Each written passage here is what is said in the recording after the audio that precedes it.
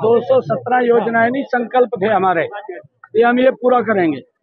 हमने उन संकल्पों में से 42 संकल्प तो पूरे कर दिए हैं। 90 संकल्प इस साल के अंत तक पूरे हो जाएंगे। इस गति से हमारी सरकार काम कर रही है। हमने कहा था कि हम जो बात बोलते हैं उसको पूरा करते हैं।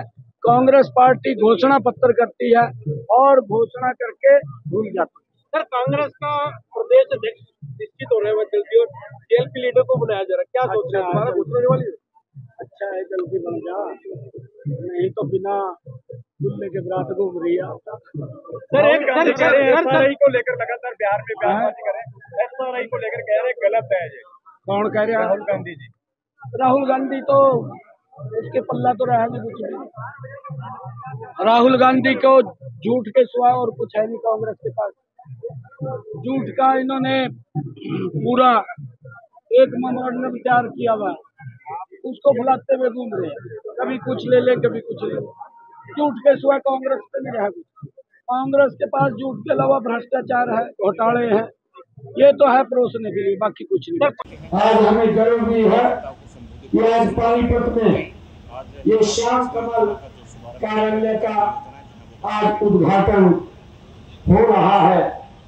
इस उद्घाटन अवसर पर मैं संगठन के आकर्मल कर्मठता और राष्ट्र सेवा के संकल्प को और ये मजबूत करेगा, ऐसा मुझे विश्वास है। आज एक देश में, प्रदेश में आज एक बड़ी सौगात प्रदेश की बहनों को भी दी गई है। आज मुझे ये खुशी है कि आज माँ के नवरात्र ये चल रहे हैं जो दुर्गा शक्ति का प्रतीक है, और इस माँ के नवरात्रों के अवसर पर हमारे श्याम कमल का कार्यालय का उद्घाटन ये उसमें और चार चांद लगाता है। और आज हमारे ऐसे महान योद्धा, महान व्यक्तित्व जिनके आज जन्म जयंती है, ऐसे पंडित दीनदयाल उपाध्याय जी की जन्म जयंती के अवसर पर हम आज ये कार्यालय कार्यकर्ताओं को समर्पित कर रहे हैं। मैं इस अवसर पर पार्टी के सभी नेताओं और पार्टी के हमारे सभी कार्यकर्ताओं को मैं बहुत बहुत बधाई और शुभकामनाएं देता हूं आज इस उद्घाटन अवसर पर। मित्रों, आज ही हमारे जनसंघ के संस्थापक पंडित दीनदयाल जी उपाध्याय, मैं उस महान पुरुष को भी मैं नमन करता हूं और आप सबको भी उनकी जयंती की हार्दिक बधाई और शुभकामनाएं देता हूं। मित्रों, पानीपत की यह पावन धरती हमारे गौरवशाली इतिहास की द्वार रही है। यहाँ की माटी में बलिदान की गंध है, शौर्य का संदेश है और संघर्ष से विजय होकर उबरने की प्रेरणा है। यह धरती भारत की संस्कृति और राष्ट्रीय अस्मिता की रक्षा की साक्षी है। मित्रों, आज हरियाणा में भाजपा का ये श्याम कमल कार्यालय इसी वीर भूमि पर ये स्थापित हुआ है। इसे मिलकर आज तक, जैसा अभी आदरणीय अध्यक्ष जी ने बताया है, हरियाणा प्रदेश के हमारे 22 जिलों में से आज 21 जिलों में ये हमारे कार्यालय ये खुल चुके हैं। एक महेंद्रगढ़ बचा है, वो भी जल्दी पूरा हो जाएगा। मित्र, भाजपा कार्यालय हमारे प्रत्येक कार्यकर्ता के परिश्रम, पसीने और सपनों से बने तपोवन से है। यहाँ कोई पद की आकांक्षा लेकर नहीं आता है।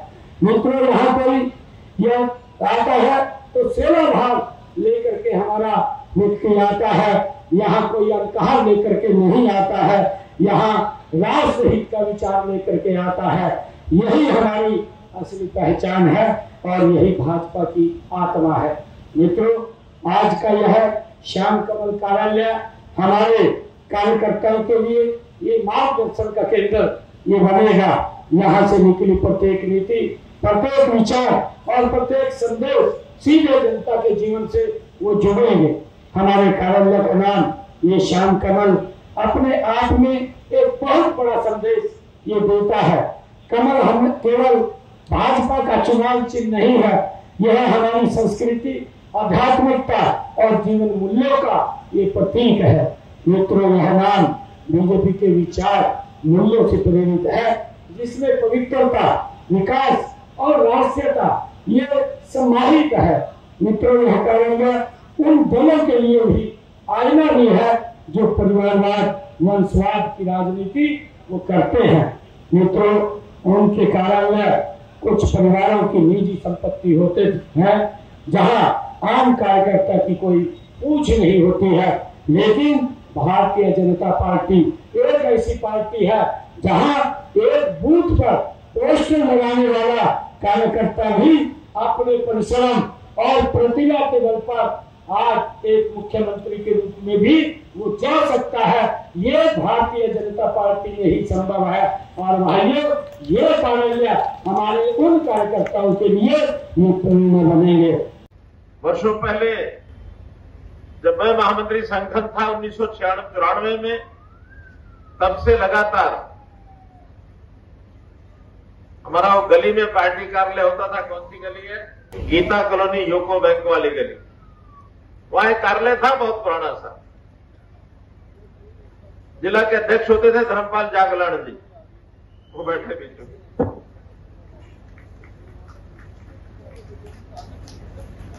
वर्षों तक पार्टी के काम को चलाते रहे। कभी यहां कार्यालय, कभी वहां कार्यालय, कभी किसी की दुकान में कार्यालय, किसी के ऑफिस में कार्यालय, किसी के घर में कार्यालय। लेकिन पार्टी के कार्यकर्ता की हर एक की इच्छा थी हमारा पार्टी का अपना कोई स्थायी कार्यालय होना चाहिए। ये इच्छा न केवल पानीपत के कार्यकर्ताओं की है, बल्कि देश भर के कार्यकर्ताओं की रही है। और आज मैं कह सकता हूं कि शायद ही कोई ऐसा जिला बचा होगा जहां अपना कार्यालय या तो बन के तैयार नहीं हो गया होगा, वहां से संचालन हो रहा होगा या निर्माणाधीन होगा, और नहीं तो कम से कम प्लॉट तो सब जगह ले ही लिए गए हैं। हरियाणा में भी 22 जिले, 22 के 22 जिलों में, अब तो वैसे पार्टी के ज्यादा जिले हो गए हैं, लेकिन 22 के 22 जिलों में कार्यालय हमारे हो गए हैं। कितने जिलों में बन गए और कितने रह गए?